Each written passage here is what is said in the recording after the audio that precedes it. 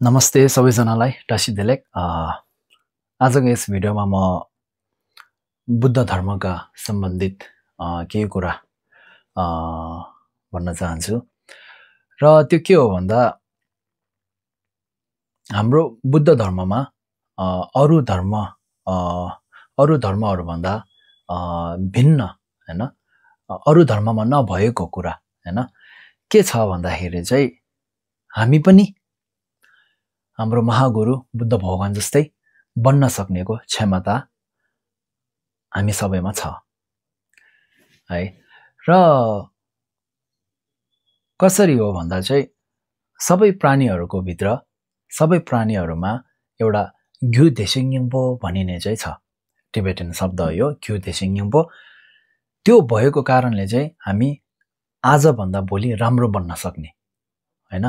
आज भन्दा भोलि राम्रो मान्छे बन्न सक्ने आज भन्दा भोलि एउटा तपाई जेमा भयो भने राम्रो बन्न सक्ने र अन्तमा गएर तपाई पनि बुद्ध भगवान जस्तै बन्न सक्ने क्षमता छ हाम्रोमा त्यो चाहिँ त्यो ग्यु देसिङयिङपो भन्ने भएको कारणले हो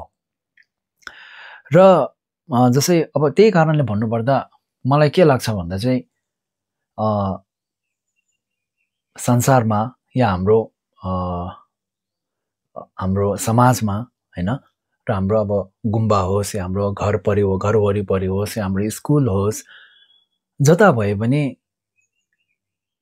देख्दाखेरि एकदम नराम्रो जस्तो मान्छे देख्नेहरु हुन्छन् हैन र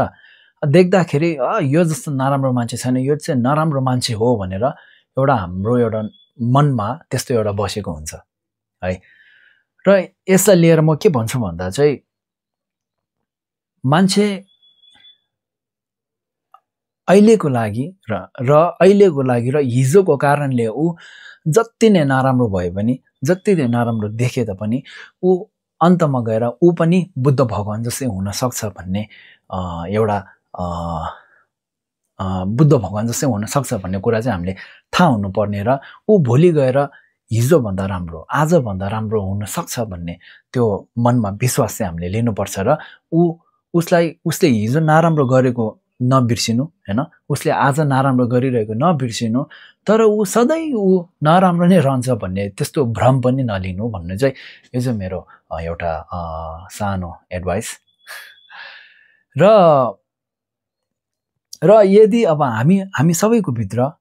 बुद्ध भगवान जस्तै हुन सक्ने क्षमता हैन एउटा त्यो ग्यु देसिङयिङपो भन्ने चाहिँ छ भने हामी किन चाहिँ अनि उहाँ जस्तो हुन नसकेको त हैन र त्यो भन्दाखेरि चाहिँ त्यो चाहिँ हाम्रो मन भित्र भएको जस्तै टिबेटनमा न्योमोङ भनिन्छ नेपालीमा यसलाई के भनिन्छ मैले ठ्याक्कै थाहा भएन तपाईहरुले थाहा हुनुहुन्छ भने कमेन्टमा लेखिदिनु होला जो हाम्रो मन भित्र भएको एउटा रिस भयो हैन अनि ध्वेछाक छेदाङ तिमुक भनिन्छ अब इंग्लिशमा भन्दा अट्याचमेन्ट एंगर डिल्युजन हैन अनि त्यो जस्तै अब अरुलाई अब के भन्छ अरुलाई भएकोमा त्यो के भन्छ त्यसलाई आरिस गर्नु त्यो शब्दहरु मलाई ठ्याक्कै आएन जो यिनीहरुको कारणले गर्दा चाहिँ हामी बुद्ध भगवान जस्तो हुन नसकेको र हाम्रो जुन भित्र भएको ग्यु देसिङयिङपोलाई चाहिँ त्यो हाम्रो अट्याचमेन्ट अनि एंगर डिल्युजन तिनीहरुले चाहिँ छोपिरहेको छ है अब त्यसलाई हामीले के गर्नुपर्छ त भन्दा चाहिँ जस्तै सबै प्राणीले सुख चाहेको त एउटै हो हैन तर हामीलाई त्यो सुख नपाउनु भनेको त्यो सुख चाहिँ त्यो ग्यु देसिङयिङपो जसलाई चाहिँ छोपिरहेको छ अट्याचमेन्ट एंगरहरुले त्यो सुख चाहिँ त्यो भित्र छ अब हामीले त्यो सुख पाउनको लागि के गर्नुपर्छ त भन्दा हामीले बिस्तारै स्टेप बाइ स्टेप अट्याचमेन्ट एंगरहरुलाई चाहिँ हामीले बिस्तारै हामीले त्याग्नुपर्छ र छोड्नुपर्छ हैन र त्योबाट चाहिँ पार हुन मुक्ति हुन कोसिस गर्नुपर्छ हो त्यो मुक्ति जब तपाई त्यहाँबाट मुक्ति हुनुहुन्छ त्यो दिन चाहिँ अनि तपाईले द अल्टिमेट ह्याप्पीनेस हुन्छ नि हैन त्यो सुख चाहिँ तपाईले हामीले पाउनुहुन्छ है त र त्यति बेला चाहिँ तपाई पनि बुद्ध भगवान जस्तै तपाई पनि बुद्ध हुनुहुन्छ भन्ने हो यो चाहिँ म नि बुझाउन कोसिस गरेको र त्यो नेपाली शब्दहरु नपुगेको कारणले चाहिँ त्यस्तो प्रष्ट बुझाउन चाहिँ सकिन त्यसको लागि माफ पाऊ